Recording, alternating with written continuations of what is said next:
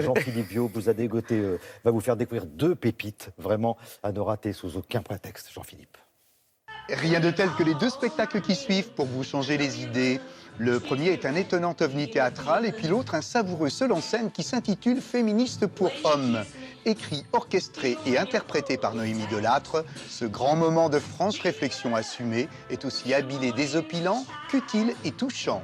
Humeur et humour sont au rendez-vous. Ça, c'est sûr que je préfère être une de ces femmes naturellement parfaites. Vous savez, ces femmes qui sont là... Hein? Ah non, j'ai juste mis un peu d'eau sur mon visage. L'argument essentiel du spectacle, c'est de dédramatiser le féminisme.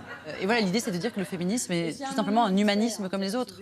Et c'est ceux qui ne le sont pas, qui sont des sexistes ou des gynophobes ou des cons.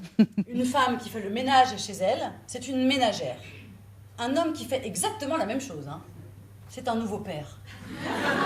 En partant de mon expérience à moi, j'emmène les gens dans une histoire de moi, puis une histoire de femmes, puis une histoire des femmes, puis une histoire du féminisme. Toi qui as un job éjectable, un poste à mi-temps, un emploi précaire, ou tout simplement un métier de merde. Mon spectacle, c'est fabriqué à l'intersection du manifeste, du théâtre, de l'humour, du cabaret. Je voudrais juste mettre en mouvement chez les gens qui viennent voir mon spectacle, une réflexion. Pendant des décennies, on nous a quand même vendu un suffrage universel où les femmes n'avaient pas le droit de vote.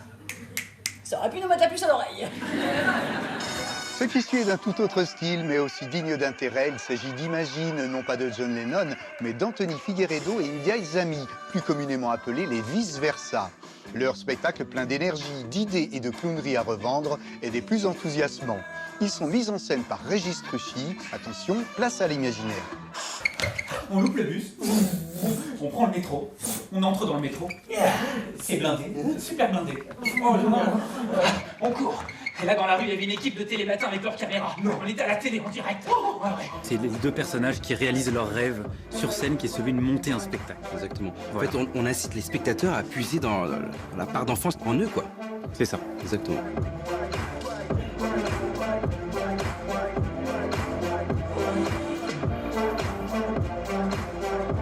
C'est une vraie bande dessinée en live.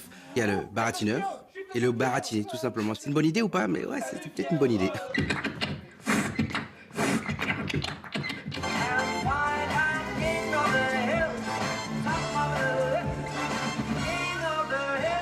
On s'alimente énormément des comédies musicales à l'américaine. Ils peuvent faire appel à la danse, Au chant. à la claquette, tous les outils dont on peut se servir sur scène. C'est un vrai spectacle pluridisciplinaire, en fait. C'est ça. On expire et on les redescend. Maintenant, on reprend. Vérifiez que vos lacets soient bien attachés et pas cadencer jambe droite.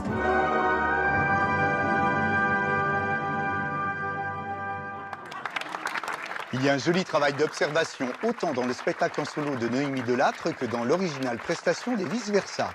Féministe pour hommes est évidemment très drôle, tout cash, engagé, généreux et plein d'autodérision.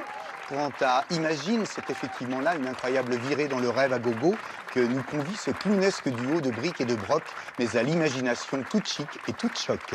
Voilà, bon spectacle à tous et à très vite. Merci Jean-Philippe. Donc Noémie Delattre, elle est au Théâtre de la Pépinière et le duo Les Vice-Versa à l'Alhambra à partir du 7 mai. Mais pour l'instant, ils sont à la Gaîté Montparnasse. Et nous, on reste sur le plateau de Télématin parce qu'on y est bien.